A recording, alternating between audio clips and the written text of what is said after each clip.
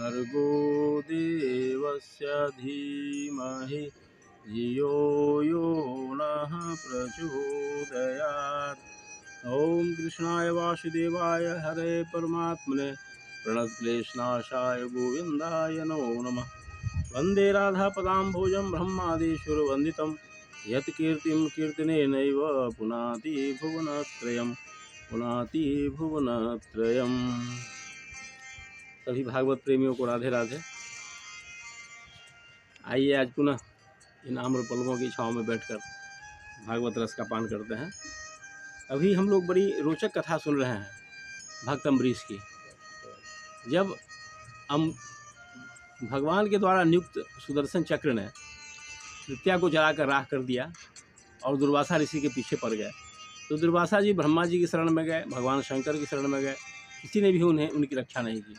अंत में श्री कृष्ण की, यहाँ कहें कि भगवान विष्णु की शरण में गए, तो भगवान विष्णु ने भी उनकी रक्षा नहीं की और कहा कि मैं तो बिल्कुल अपने भक्तों के पराधीन हूँ। उन्होंने बड़ा अच्छा कहा, भागवत के 9वें स्कंद के 4थे अध्याय का 63वां श्लोक है कि अहम भक्त पराधीनो हे स्वतंत्र ध्वज साधुर्भिर्ग्रस्त हृदयो भक्त जनप्रिय, कि मैं तो अपने भक्तों के बिल्कुल अधीन हूँ, मेरा भक्त जो चाहते हैं मैं वही करता हूँ।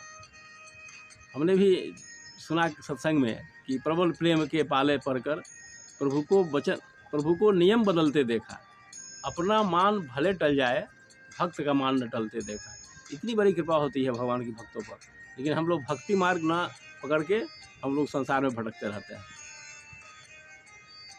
इन्होंने तो यहाँ तक कह दिया भगवान विष्णु ने कि वशी कुर्वन्ति माम भक्त्या सतस्त्रीय सतपतिम यथा 9:4-66, कि जैसे एक पतिव्रता स्त्री अपने पति को बस में कर लेती है, उसी तरह से मेरा भक्त मुझे अपने बस में कर लेता है। इसलिए दुर्वासा जी, मैं आपकी कोई रक्षा नहीं कर सकता हूँ, मैं मजबूर हूँ अपने भक्तों के लिए। तो अब हम क्या करें? अब तो समझिए कि क्या स्थिति हुई होगी दुर्वासा मुनि की उस समय, कि जब ब्रह्मा विष्णु में सब ने उन्हें भगा दिया, कह के कि मैं तुम्हारी रक्षा नहीं कर सकता हूँ। और भक्तों के मान के लिए उन्होंने, ऐसा भी आया है भागवत में कि ये दारागार पुत्राप्तान प्राणान वित्तमिमं परम हित्वा माम शरणम याता कथम तांग त्यक्त मुत्सह, कि देखिए संसार में तो भक्त मुझसे मांगने आते हैं, विभिन्न प्रकार के मांग करते हैं, मुझसे संसार की कामना करते हैं, लेकिन जो कुछ मेरे भक्त ऐसे हैं जो सब कुछ छोड़कर मेरी शरण में आते हैं।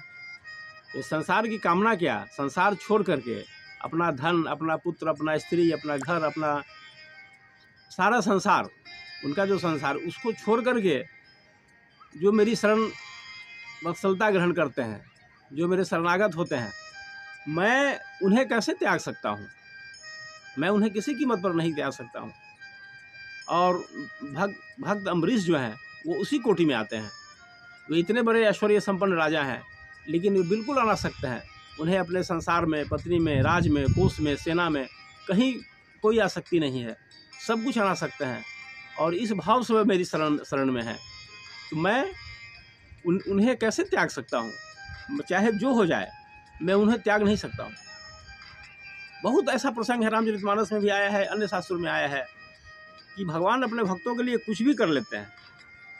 एक प्रसंग मैंने सुना सत्संग में कि भगवान सबरी से मिलने के लिए मुख्य रास्ते को छोड़ करके, इस बात को सुनिए गौर से, कि आप कहीं जा रहे हों और रास्ते में कोई मिल जाए तो लोग टाटा बाय बाय कर लेते हैं कि भाई यहाँ तुमसे मिल लिए है, लेकिन किसी से मिलने के लिए आपको दुर्गम रास्तों पर चलकर बहुत दूर जाना पड़े, तब समझिए कि वह आपका बहुत प्रिय है, यह प्रमाण होता है। और ऐसा मैंने संतों के मुख से सुना है कि सबरी जो भगवान का इंतजार कर रही थी, वो भगवान के मुख्य वनगमन के पथ पर उनका निवास नहीं था, लेकिन मुख्य पथ से 250 किलोमीटर चलकर वो सबरी से मिलने गए। अब समझिए, मुख्य रास्ते पर अगर मिल लेते तो ये बात एक औपचारिकता बनी जाती। वे 250 किलोमीटर मुख्य पथ से दूर सबरी से मिलने गए और सबरी को उन्होंने कितना सुख प्रदान किया, कितना आनंदित किया, ये तो आप सब जानते हैं। और कहा कि नवधा भक्ति का उन्होंने उपदेश दिया भगवान ने, और कहा कि नवधा 9 प्रकार की भक्ति में अगर एक प्रकार की भक्ति भी किसी के पास है तो वह मेरा प्रिय है, उसका कल्याण हो जाता है।